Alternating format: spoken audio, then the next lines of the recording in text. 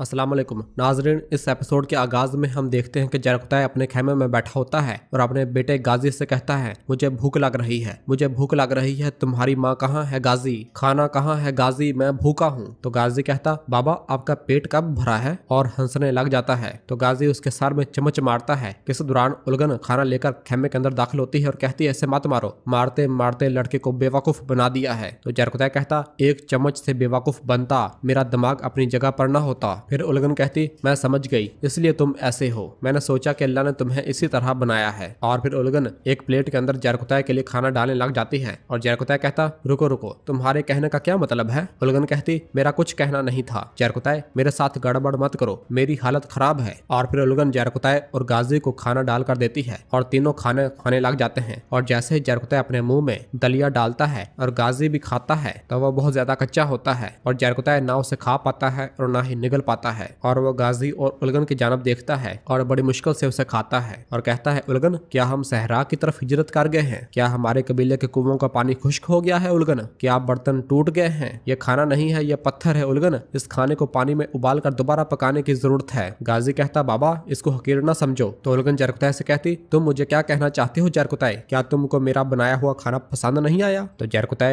थोड़ा सोचने के बाद कहता, मुझे पसंद आया, क्या ये हो सकता है कि मुझे तुम्हारा तैयार करदा पसंद ना आए खाना। उलगन कहते, ठीक है फिर ये सब तुम खाओगे, प्लेटें ले लो और सब खाओ। तो जरकुतै गाजी से कहता, गाजी पानी दो, और गाजी जरकुतै को पानी डालकर देता है और जरकुतै वो कच्चा खाना खाने लग जाता है और साथ साथ पानी भी पी रहा होता है। नाज़रीन फिर इसके बाद हम उस्मान साहब को देखते हैं जो कि दीवारों के बीचों बीच एक कॉर्नर पर हाथ में हथकड़ियां लगाए बैठे हुए होते हैं और उन्हें एकदम होश आता है और वो जैसे ही उठते हैं गहरी सांसें लेते हैं और आसपास देखते हैं जहां हर तरफ दीवारें ही दीवारें होती हैं। उस्मान साहब उन दीवारों से बाहर निकलने के लिए हाथों और पाँव में हथकड़ियां जंजीरें लगाए जैसे ही आगे बढ़ते हैं तो सामने से एक दीवार उनके सामने आ जाती है और रास्ता बंद हो जाता है। यह देखकर उस्मान साहब परेशान हो जाते हैं और फिर जब पीछे पलटते हैं और दूसरे रास्ते की जानब बढ़ते हैं और जैसे थोड़ा आगे आते हैं तो देखते हैं कि उनके सामने एक और दीवार आ खड़ी होती है और वो रास्ता भी बंद हो जाता है और उस्मान साहब उन दीवारों के बीचों बीच कैद हो चुके होते हैं और आसमान की जानब देखते हैं जहाँ पर दो परिंदे उड़ रहे होते हैं। उस्मान साहब उन्हें देखते हुए कहते, हस्बिन अल्लाह, मेरे लिए अल्लाह ही काफी है और वो बेहतरीन कारसाज है। और अपने हाथ बुलंद करते हैं और कहते हैं, मेरे लिए अल्लाह ही काफी है और वो बेहतरीन कारसाज है। और फिर इसके बाद जैसे ही एक तरफ बढ़ते हैं तो वो दीवारें मजीद उस्मान साहब के करीब आती जाती हैं और रास्ता मजीद तंग होता जाता है और उस्मान साहब उसके बीचों बीच फंस जा रहे होते हैं और वो दीवारें वक्त गुजरने के साथ साथ मजीद करीब होती जा रही होती हैं और उस्मान साहब की जगह बहुत तंग होती जा रही होती है। उस्मान साहब मुसलसल कह रहे होते हैं, या अल्लाह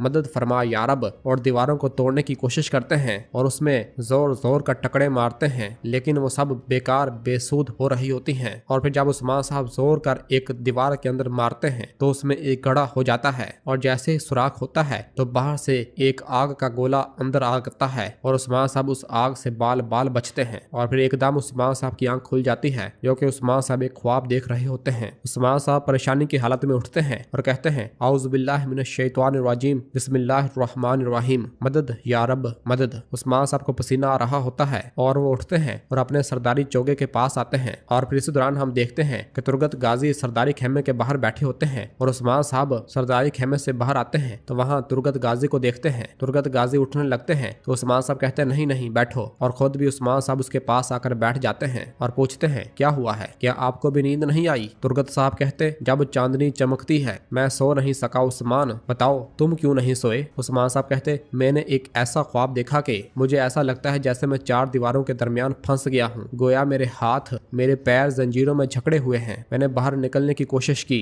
नहीं मैं नहीं निकल सका, मैंने दीवारों से टकराने की कोशिश की, मैंने इन्हें तबाह करने की कोशिश की और जब मैंने इसे मुनहदम किया तो मेरे चेहरे पर आग के शोले आ गए, ऐसी आग के। यह सुनकर तुरगत साहब कहते, अल्लाह खैर करे, क्या तुम्हें इस आग ने जलाया या तुम्हारे कंधों पर मौजूद रियासत का बोझ। उस्मान साहब कहते, बाबा मुझे हमेशा कहते थे जब तुम सरदार बनोगे तो मुझे अच्छी तरह समझोगे, ये रियासत का बोझ, आग की कमीज पहनना, अपने मकसद को हासिल करने के लिए तुम्हें बहुत भारी कीमत अदा करना होगी। और फिर तुरगत साहब अपने कुल्हाड़े की जानब देखते हुए कहते हैं, ये कुल्हाड़ी, क्या तुम जानते हो कि ये कुल्हाड़ी कैसे बनती है ना उस्मान, बार बार मारा जाता है जब तक कि वो इस हाल में ना आ जाए। चमकते हुए शोलों के दरमियान एक के बाद एक जरब लगती है, पानी डालते ही ठंडी हो जाती है, फिर ये दोबारा जलती है। इस धात को इस तरह नुकसान ना पहुंचता तो ये एक ताकतवर हथियार कैसे बनता। और अगर तुम इन तमाम मुश्किलात से ना गुजरे होते, चाहे तुम आग में ना जलते, तुम क्या होते? उस्मान साहब कहते, मैं इन मुश्किलात के बारे में नहीं सोचता जिनसे मैं गुजरा हूँ। कल कौंसिल में मैं इस फैसले के बारे में सोच रहा हूँ जो मैं कल कौंसिल को बताऊंगा। मैं लोगों के बारे में सोच रहा हूँ और हमें फतह की जरूरत है, लेकिन यह कबीला अभी बेहतर हो रहा है, तो इसलिए मैं लोगों के बारे में सोचता हूँ। तुर्गत साहब कहते, जुल्म और एहसान, रहमत और मुसीबत,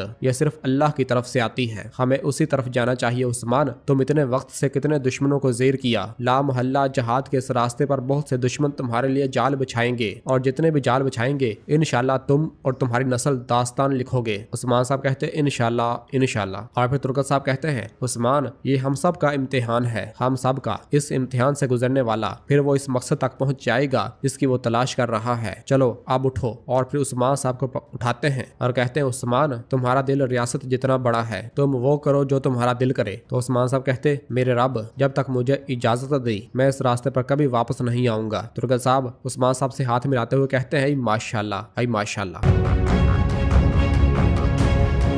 नाज़रीन, फिर इसके बाद हमें एक अजनी का सराय दिखाया जाता है जहाँ पर सोफिया शहनशाह अंद्रियो निकोस के पास मौजूद होती है और शहनशाह उससे कह रहा होता है, हम सरहदों पर बाज़ंतनी आग को दोबारा भड़काएंगे सोफिया, हम तुर्कों को सरहदों से उखाड़ फेंकेंगे, पहले उस्मान। तो सोफिया कहती, मेरे लिए उस्मान के साथ इत्तेहाद का कोई फायदा नहीं हुआ, बल्कि जो कुछ मेरा था इसे भी खो दिया। शहनशाह, मैं आपकी खिदमत में हाजिर हूँ, आप मुझे क्या करने का हुक्म देते हैं? तो शहनशाह कहता है, सबसे पहले मैं तुम्हें हुक्म देता हूँ कि माजी को माजी में रहने दो सोफिया। और फिर दौरान कमांडर कलादियोस कमरे के अंदर दाखिल होता है, जिसे देखकर सोफिया को बहुत ज्यादा गुस्सा आता है और कलादियोस शहनशाह के पास आता है। तो सोफिया गुस्से के साथ कलादियोस की जानब देख रही होती है और पूछती है, ये कमीना यहाँ क्या कर रहा है, इसे जिंदान में डालें शहनशाह। तो कलादियोस कहता, तुमने गद्दारी की सोफिया, अगर मैं यहाँ हूँ तो ये अजीम शहनशाह से मेरी वफादारी की वजह से है। और फिर शहनशाह गुस्से से कहता, बस बहुत हो गया। और फिर खड़े होता है और कहता, जब हम तकसीम होंगे उस्मान ज्यादा बढ़ रहा है, अजीम रोम के लिए तुम्हारे दरमियान जो भी दुश्मनी है इसे खत्म करोगे। तो सोफिया कहती, इसने बोरसा को मुझसे छीना, अजीम शहनशाह। तो कलादियोस कहता, और तुमने मेरा तुम पर एतमाद बर्बाद कर दिया सोफिया, लेकिन उस्मान को दर्द में देखने के लिए मैं कुछ भी करूंगा, यहाँ तक कि बोरसा का तख्त सोफिया को दे देना भी। ये सुनकर सोफिया चौंक जाती है और फिर शहनशाह तख्त पर जाकर बैठ जाता है और कहता है, तुम मिलकर बोरसा पर एक साथ हुकूमत करोगे, फिर हम उस्मान को खत्म करेंगे, हम इसकी जायदाद तुम्हारे दरमियान तकसीम कर देंगे। यह सुनकर सोफिया कहती, जैसे आप हुक्म दें शहनशाह। कलादियोस कहता है, इत्तेहाद का ये सही वक्त है, कल उस्मान सरदारान के साथ कौंसल का एहतमाम करेगा। तो सोफिया कहती, अगर इसने तमाम सरदारान को इकट्ठा किया है तो इसका मतलब है कि वो कुछ बड़ी चीज के पीछे है, इसमें कोई शक नहीं कि इस मामले का अंजाम बाज़ंतीन को मुतासर करेगा। तो कलादियोस कहता, परेशान न हो, हम जान लेंगे कि कौंसल में क्या हुआ है, मेरे पास इनके दरमियान एक जासूस है जनाब। तो शहनशाह कहता, कलादियोस, जासूस की मौजूदगी हमारी बहुत मदद करेगी, लेकिन यह काफी नहीं है, कल सरहदी इलाकों के गवर्नर मैदान में जमा होंगे, हम अजीम बाज़ंतीन की आग को दोबारा जलाएंगे, हम सोए हुए बाज़ंतीन की रूह को एक बार फिर जिंदा करेंगे। और नाज़रीन, इसी जगह पर एपिसोड खत्म करते हैं, मिलते हैं बहुत जल्द अगली एपिसोड के साथ। वीडियो को लाइक कर दें और जिन दोस्तों ने अभी तक चैनल सब्सक्राइब नहीं किया वो जल्दी से चैनल सब्सक्राइब कर दें और बेल आइकन घंटी का निशान को भी प्रेस कर दें ताकि आने वाले एपिसोड्स आपको आसानी मिल सकें। दुआ में याद रखें। अल्लाह हाफिज।